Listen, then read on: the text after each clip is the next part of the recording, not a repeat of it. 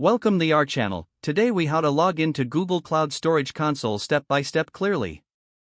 Open your preferred web browser. Go to the Google Cloud Console website. In the search bar, type Google Cloud Console and hit enter. Click on the link that leads you to the Google Cloud Console. You will see the sign in option on the top right corner of the page. If you have an account, click on the sign in button. Enter your email address associated with your Google Cloud account. Click Next to proceed. Now, enter your password in the designated field. Click Next again to continue.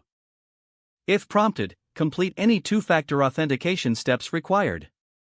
Once logged in, you will be directed to your Google Cloud Console dashboard. To access Google Cloud Storage, locate the navigation menu on the left side. Click on the menu icon if it is not already expanded. Scroll down until you find Storage. Click on Storage to expand the section. Now, select Browser from the Storage submenu. You are now in the Google Cloud Storage Console. Here, you can manage your buckets and objects. Explore the features available for managing your storage resources. If the page does not load, refresh the browser or try again in a private or incognito window. Make sure you are using the correct email address, then retype it carefully to avoid small typos.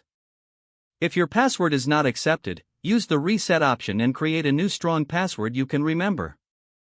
Check your spam folder for verification or security emails, then complete any requested confirmation steps. Enable two-factor authentication if available to improve account security and reduce unauthorized access risk. After signing in, review your profile details so your contact information and settings are accurate and current.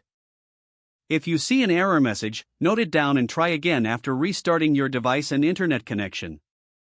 Log out when you finish, especially on shared devices, to keep your account and payment information secure.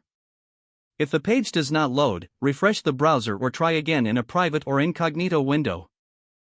Don't forget to like this video and subscribe to our channel for more step-by-step tech guides.